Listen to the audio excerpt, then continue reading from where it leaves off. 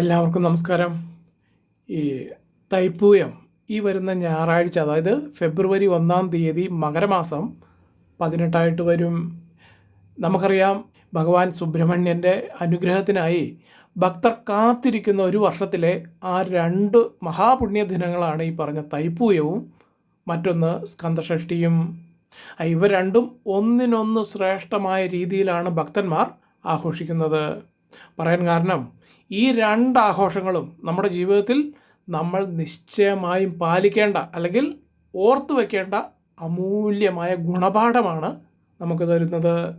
ഈ പറഞ്ഞതിൽ ആദ്യത്തേതായ സ്കന്ദഷഷ്ഠിയെക്കുറിച്ചൊന്ന് പറഞ്ഞാൽ, തിന്മയുടെ പ്രതീകമായ ശൂരപത്മനെ നിഗ്രഹിച്ച വിജയത്തിൻ്റെ സ്മരണയാണ് സ്കന്ദഷഷ്ഠിയെങ്കിൽ, ആ വിജയത്തിനായി പാർവതീദേവി മുരുകന് ശക്തിയേറിയ വേൽ നൽകി അനുഗ്രഹിച്ച ജ്ഞാനത്തിൻ്റെ പ്രതീകമാണ് ഈ പറഞ്ഞ തൈപ്പൂയം.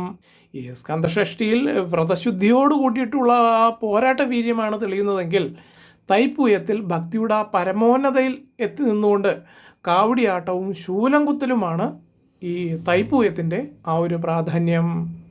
ആദ്യം പറഞ്ഞതുപോലെ ഇവർ രണ്ടിൻ്റെയും ലക്ഷ്യം ഒന്ന് തന്നെ: ജീവിതത്തിലെ തടസ്സങ്ങൾ അഥവാ പ്രതിസന്ധികൾ നീക്കി കരുത്ത് നേടുക എന്നതാണ് ഇതിൻ്റെ ആ ഒരു ലോജിക്ക് പോയിൻ്റായിട്ട് ഇവിടെ പറയാനുള്ളത്. അതുകൊണ്ട് തന്നെ ഇതിൽ രണ്ടിലും വെച്ച് ഏതാണ് ഏറ്റവും ശ്രേഷ്ഠമെന്ന് ആർക്കും പറയാൻ സാധിക്കില്ല. രണ്ടും ഒന്നിനൊന്ന് ശ്രേഷ്ഠമാണ്.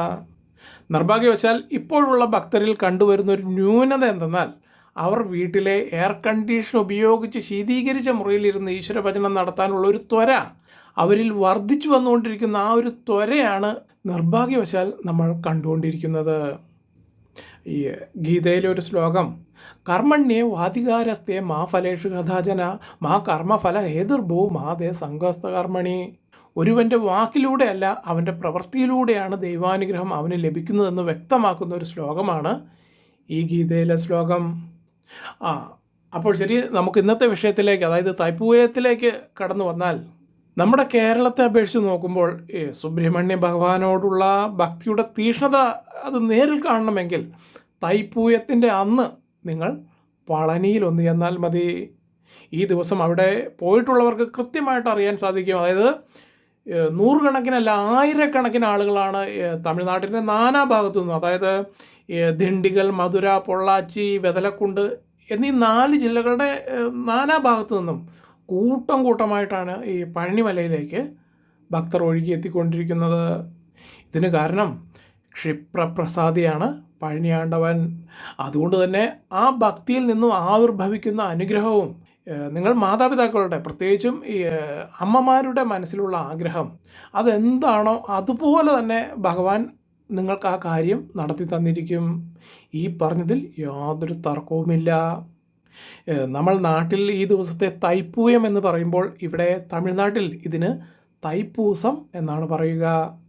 തമിഴ്നാട്ടിലെ ഏറ്റവും പ്രധാനപ്പെട്ട ഉത്സവങ്ങളിലൊന്നാണ് ഈ പറഞ്ഞ തൈപ്പൂസം.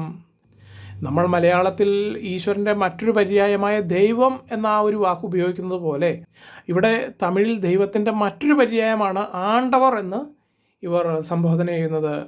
ഈ ആണ്ടവർ എന്ന് കേൾക്കുമ്പോൾ തന്നെ പഴനി ആണ്ടവൻ്റെ ആ ഒരു മുഖമായിരിക്കും ആളുകൾക്ക് മനസ്സിൽ തെളിയുക. അപ്പോൾ ഇവിടെ പറഞ്ഞു വരുന്നത് ഇത്രയേ ഉള്ളൂ: ഇതിൽ പറയാൻ പോകുന്ന ആ ഒരു രീതി അവലംബിച്ച് ഈ തൈപ്പൂയത്തിൽ ആരാണോ ഭഗവാനോട് ഭക്തിയോടെ നിങ്ങളുടെ ആഗ്രഹങ്ങൾ പറയുന്നത്, ഭഗവാൻ അത് നിങ്ങൾക്ക് അച്ചിട്ടായിട്ട് നടത്തി തന്നിരിക്കും. പ്രത്യേകിച്ചും ഈ തൈമാസത്തിലെ ആദ്യ നാളെന്ന് പറയുന്നത്, അതായത് ഈ ഉത്തരായണത്തിൻ്റെ തുടക്കം, ഇതാണ് ഇവിടെ ഈ തൈപ്പൊങ്കൽ എന്ന പേരിൽ അറിയപ്പെടുന്നത്. അതേ മാസത്തിൽ വരുന്ന മറ്റൊരു ആഘോഷമാണ് നമ്മൾ ഈ പറഞ്ഞ തൈപ്പൂയവും. അതുകൊണ്ട് തന്നെ സുബ്രഹ്മണ്യ ക്ഷേത്രങ്ങളിൽ, അത് ഇവിടെ തമിഴ്നാട്ടിലാണെങ്കിലും ശരി, കേരളത്തിലാണെങ്കിലും ശരി, വളരെയേറെ പ്രധാനപ്പെട്ടതാണ്. ഇത് ഭഗവാൻ പ്രധാന പ്രതിഷ്ഠയായിട്ടിരിക്കുന്ന ക്ഷേത്രങ്ങളിലും അതുപോലെ തന്നെ ഉപദേവതയായിട്ട് പ്രതിഷ്ഠിക്കപ്പെട്ടിട്ടുള്ള ക്ഷേത്രങ്ങളിലും ഈ തൈപ്പൂയം അതിൻ്റെ എല്ലാവിധ പ്രൗഢിയോടും കൂടിയിട്ടാണ് നടത്തിക്കൊണ്ടിരിക്കുന്നത്. ഇവിടെ തമിഴ്നാട്ടിൽ പൊതുവെ ആളുകൾ പറയുന്നത് തൈ പിറന്താൽ വഴി പിറക്കും എന്നാണ്. അങ്ങനെയാണ് ഈ തമിഴ് പഴമൊഴി വന്നിരിക്കുന്നത്. എന്ന് വെച്ചാൽ ഈ തൈമാസം ഒട്ടുമിക്ക എല്ലാ കാര്യങ്ങൾക്കും ശുഭമായ ഒരു മാസമാണെന്നാണ് അനുഭവത്തിൻ്റെ വെളിച്ചത്തിൽ അവർ കണ്ടിരിക്കുന്നത്. അതുകൊണ്ട് തന്നെ നമ്മൾ പലവട്ടം ശ്രമിച്ചിട്ടും നടക്കാത്ത കാര്യങ്ങൾ അല്ലെങ്കിൽ ദീർഘകാലമായി മുടങ്ങിക്കിടക്കുന്ന ആ കാര്യങ്ങൾക്ക് പോലും ഈ തൈമാസത്തിൽ നിവൃത്തി ഉണ്ടാകും എന്നാണ് ഇതിൻ്റെ ആ ഒരു വാസ്തവം. കാരണം അത്ര ശക്തിയുള്ള ദേവതയാണ് പഴനിയാണ്ടവൻ അഥവാ മുരുക ഭഗവാൻ.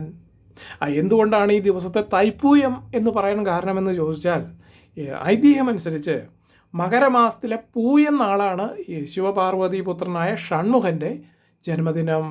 അതുപോലെ തന്നെ തമിഴ് പഞ്ചാംഗം അനുസരിച്ച് തൈമാസത്തിലെ പൂയം നക്ഷത്രമായതിനാൽ കൂടിയും ഈ ദിനം തൈപ്പൂയം അല്ലെങ്കിൽ തൈപ്പൂസം എന്ന പേരിൽ അറിയപ്പെട്ടു തുടങ്ങിയത്. അതുമാത്രവുമല്ല, സ്കന്ദഷഷ്ടി പോലെ തന്നെ വളരെ പ്രധാനപ്പെട്ട ദിനമാണ് ഈ പറഞ്ഞ തൈപ്പൂയവും.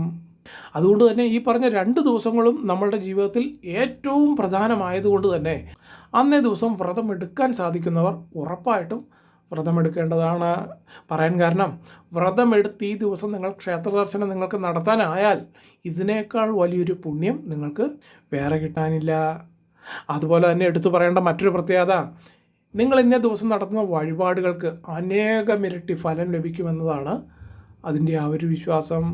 ഇത് വിശ്വാസം മാത്രമല്ല, യഥാർത്ഥ അനുഭവവും അങ്ങനെ തന്നെയാണ്. പ്രത്യേകിച്ചും മക്കളുടെ ഉയർച്ച ആഗ്രഹിക്കുന്ന ഏതൊരമ്മമാർക്കും ഇതിനേക്കാൾ ശ്രേഷ്ഠമായ ഒരു ദിവസം ഈ 2 ദിവസങ്ങളിൽ വർഷത്തിൽ വേറെ കിട്ടാനില്ല. ഇവിടെ തമിഴ്നാട്ടിൽ പ്രത്യേകിച്ചും അമ്മമാർ അവരുടെ മനസ്സിലെ എത്ര ശ്രമിച്ചിട്ട് നടക്കാത്ത കാര്യങ്ങൾ നടന്നു കിട്ടാൻ വേണ്ടി ഇന്നേ ദിവസം കാവടി വഴിപാട് നേരുന്ന ഒരു പതിവുണ്ട്. പീലിക്കാവടി, പൂക്കാവടി, ഭസ്മക്കാവടി, കളഭക്കാവടി, അതുപോലെ തന്നെ തൈലക്കാവടി, കർപ്പൂരക്കാവടി, അതിനോടൊപ്പം അഗ്നിക്കാവടി എന്നിങ്ങനെ പലതരത്തിലുള്ള കാവടി വഴിപാടുകളാണ് ഭക്തർ ക്ഷേത്രത്തിൽ സമർപ്പിക്കുന്നത്. ഇത് കേരളത്തിൽ എല്ലായിടത്തുമില്ലെങ്കിലും തമിഴ്നാടിനോട് ചേർന്ന് കിടക്കുന്ന പാലക്കാട്, തിരുവനന്തപുരം ജില്ലകളിൽ ഇപ്പോഴും ആ പഴയതുപോലെ തന്നെ നിലനിർത്തിക്കൊണ്ട് തന്നെ നടന്നു പോരുന്നുമുണ്ട്. ഇനി പറയാൻ പോകുന്നത് വളരെയധികം ശ്രദ്ധയോടുകൂടി നിങ്ങൾ കേട്ട് തൈപ്പൂയ ദിവസം പരമാവധി ശ്രദ്ധയോടുകൂടി അനുഷ്ഠിക്കുക. ഇത് മക്കളുടെ അഭിവൃദ്ധിക്കും സന്താന സൗഭാഗ്യത്തിനും തടസ്സമായി നിങ്ങൾക്ക് നിൽക്കുന്ന സകല ദോഷങ്ങളും അകലാനും വളരെ അത്യുത്തമമാണ്. ഇവിടെ ഒരു കാര്യം നിങ്ങൾ മനസ്സിലാക്കേണ്ടത്, നിങ്ങൾ ജപിക്കുന്ന സന്ധ്യാനാമങ്ങളോ സ്തോത്രങ്ങളോ മന്ത്രങ്ങളോ അത് എന്തു തന്നെയാണെങ്കിലും ശരി, അതിന് ഫലസിദ്ധി ഉണ്ടാകണമെങ്കിൽ ഇനി പറയാൻ പോകുന്ന കാര്യങ്ങൾ നിങ്ങൾ പ്രത്യേകം നോട്ട് ചെയ്തുകൊണ്ട് നിങ്ങൾ മനസ്സിലുറപ്പിക്കണം. പറയാൻ കാരണം, ദിവസങ്ങളോളം അല്ലെങ്കിൽ മാസങ്ങളോളം ഇടതടവില്ലാതെ നാമം ജപിച്ചിട്ടും ഫലപ്രാപ്തി ഇല്ല എന്ന് പറയുന്നവർക്ക് ഇത് നിശ്ചയമായും പ്രയോജനം ലഭിച്ചിരിക്കും. ഇതിലേറ്റവും പ്രധാനപ്പെട്ടത്, മാനസിക ശാരീരിക വ്രതത്തോടുകൂടി ആരാണോ നാമങ്ങൾ ജപിക്കുന്നത് അവർക്ക് തീർച്ചയായും അതുകൊണ്ടുള്ള പ്രയോജനം ലഭിച്ചിരിക്കും. ഇങ്ങനെ എല്ലാ ദിവസവും കൃത്യനിഷ്ഠയോടുകൂടി നാമം ജപിക്കുന്ന വ്യക്തിയുടെ ശരീരത്തിന് ചുറ്റും അത് ക്രമേണ അദൃശ്യ പ്രകാശ കിരണവലയം ഉണ്ടായി വരുന്നതായിരിക്കും. ഈ വലയത്തിനാണ് പ്രഭാവലയം അല്ലെങ്കിൽ ഇംഗ്ലീഷിൽ അതിന് ഓറ എന്ന് പറയും. ഈ പ്രഭാവലയത്തിൻ്റെ ശക്തി നിങ്ങളിൽ വർദ്ധിച്ചു കിട്ടാൻ വേണ്ടിയിട്ടാണ് നിങ്ങൾക്ക് ഈ പറഞ്ഞ തൈപ്പൂയ ദിവസം നിങ്ങളുടെ വീട്ടിൽ നിങ്ങളോട് സുബ്രഹ്മണ്യ സ്വാമിയുടെ മൂലമന്ത്രം ജപിക്കാൻ മുതിർന്ന ആളുകൾ നിർദ്ദേശിക്കാൻ കാരണം. മന്ത്രമിതാണ്: ഓം വജത് ഭുവേ നമഃ. ഇത് ആവർത്തിച്ച് ജപിക്കുക. ഭഗവാന്റെ അനേക നാമങ്ങളിൽ വെച്ച് ഏത് നാമമാണോ നിങ്ങൾ സാധാരണയായി വിളിക്കുന്നത് ആ നാമവും ആ രൂപവും നിങ്ങൾ മനസ്സിൽ ധ്യാനിച്ച ശേഷം മൂലമന്ത്രം ജപിക്കുകയാണെങ്കിൽ അത് നിങ്ങളുടെ മനസ്സിന് ഒരു പ്രത്യേക അനുഭൂതി ഉറപ്പായിട്ടും നൽകുന്നതായിരിക്കും. ഇത് ഈ പറഞ്ഞ മാത്ര എന്ന് പറയുന്നത്, അതായത് 108 പ്രാവശ്യം നിങ്ങൾ ആ ഇരുന്നിരിപ്പിൽ തന്നെ ജപിച്ചു തീർക്കണം. എന്നിട്ടാണ് അവിടെ നിന്ന് എഴുന്നേൽക്കാൻ പോലും പാടുള്ളൂ. ഇത് ഈ പറഞ്ഞ ഈ തൈപ്പൂയം അല്ലെങ്കിൽ ഈ സ്കന്ദഷഷ്ടി ദിവസം മാത്രമല്ല, എല്ലാ ദിവസവും 2 നേരവും ജപിക്കണം എന്ന് താല്പര്യമുള്ളവർക്ക് അങ്ങനെയുമാകാം.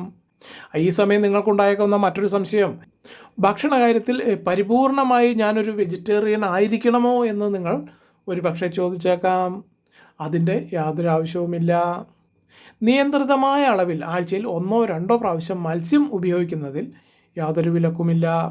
എന്നാൽ മാംസഭക്ഷണം പൂർണ്ണമായി ഉപേക്ഷിക്കേണ്ടി വരും. ബ്രഹ്മചര്യവും നിർബന്ധമില്ല.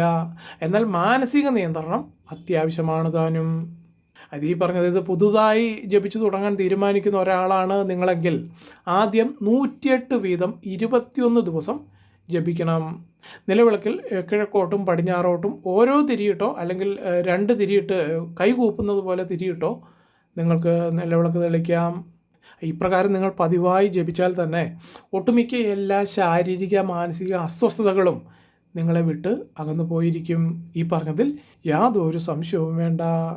അതായത് മനസ്സ് ബന്ധനങ്ങളിൽ നിന്നും മുക്തമായിക്കൊണ്ടിരിക്കുന്ന ക്രമമനുസരിച്ച് നിങ്ങളുടെ ശരീരത്തിന് ആ ഒരു സ്വസ്ഥത നിങ്ങളറിയാതെ തനിയെ കൈവന്നുകൊണ്ടേയിരിക്കും.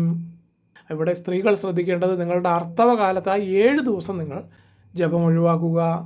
അതിനു മുൻപും പിൻപും തീർച്ചയായിട്ടും ജപിക്കാം. അതുപോലെ തന്നെ പുലവാലായ്മ വന്നാൽ ജപം ആ ഒരു ദിവസം കഴിയുന്നതുവരെ ഒഴിവാക്കി നിർത്തുക. ഇനി ഒരു പക്ഷേ മറ്റെന്തെങ്കിലും കാരണങ്ങൾ കൊണ്ട് നിങ്ങളുടെ ആ ജപത്തിന് മുടക്കം വന്നാൽ അതുകൊണ്ട് കുഴപ്പമൊന്നുമില്ല.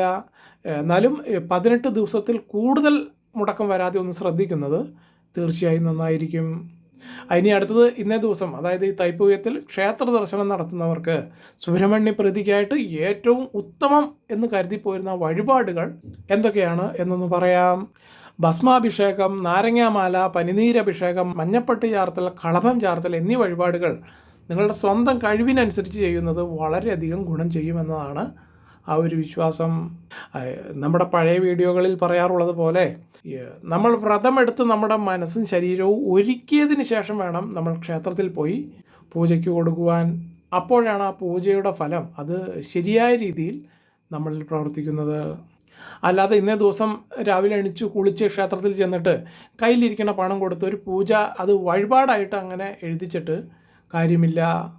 അതുപോലെ തന്നെ വളരെ പ്രധാനപ്പെട്ട ഒരു കാര്യം കൂടി ഒന്ന് പറഞ്ഞു പോകാം. അതായത് നിങ്ങളിൽ നല്ല സഹനശേഷി വേണ്ടുവോളം ഉള്ളവരാണ് നിങ്ങളെങ്കിൽ, അതായത് ദീർഘകാലം ഒരേ ലക്ഷ്യത്തിലേക്ക് ശ്രദ്ധിച്ച് പ്രവർത്തിക്കാൻ നിങ്ങൾക്ക് സഹനശക്തി ഉണ്ടെങ്കിൽ അപാരമായ ഈശ്വരാനുഭൂതിയും വിശിഷ്ട ഫലങ്ങളും നിങ്ങൾ അറിയാതെ തന്നെ നിങ്ങൾക്ക് കൈവന്നുകൊണ്ടേയിരിക്കും. അതിനാഗ്രഹിക്കുന്നവർ വിധിപ്രകാരം ഒരു ദിവസം 1008 ഉരു മൂലമന്ത്രം ജപിച്ചാൽ തീർച്ചയായിട്ടും ആ മന്ത്രശക്തി നിങ്ങൾക്ക് പരിപൂർണമായി അനുഭവിച്ചറിയാൻ സാധിക്കും. ഈ പറഞ്ഞ രീതിയിൽ കൂടുതൽ ഒരു മന്ത്രം ജപിക്കുന്നവർ നെല്ല്, പൂവ്, അരിമണി എന്നിവ ജപസംഖ്യയായി കണക്കാക്കാൻ ഉപയോഗിക്കുകയാണ് ഏറ്റവും ഉത്തമം. വേണമെങ്കിൽ നിങ്ങൾക്ക് ജപമാലയും ഉപയോഗിക്കാം. അതിന് രുദ്രാക്ഷൻ, രക്തചന്ദ്രൻ എന്നിവയുടെ മാലകൾ നമുക്ക് വാങ്ങിക്കാൻ കിട്ടും. അതുപയോഗിച്ചാൽ വളരെ അനായാസം ഈ കാര്യം കൈകാര്യം ചെയ്യാൻ സാധിക്കും. അപ്പോൾ ഇത്രയും കാര്യങ്ങളാണ് ഇതിൽ പറയാനുള്ളത്. ഈ അറിവുകൾ നിങ്ങൾക്ക് ഉപകാരപ്രദമാണെന്ന് തോന്നുന്നുണ്ടെങ്കിൽ ഇത് നിങ്ങളുടെ മറ്റു സുഹൃത്തുക്കൾക്കും ബന്ധുക്കൾക്കും ഷെയർ ചെയ്ത് കൊടുക്കുക. ഇതിൽ നിങ്ങൾക്ക് മറ്റെന്തെങ്കിലും സംശയമുണ്ടെങ്കിൽ അത് താഴെ കമൻറ്റ് ബോക്സിൽ എഴുതി ചോദിക്കാം. എല്ലാവർക്കും നല്ലൊരു ദിവസം ആശംസിച്ചുകൊണ്ട് നിർത്തുന്നു. നന്ദി, നമസ്കാരം.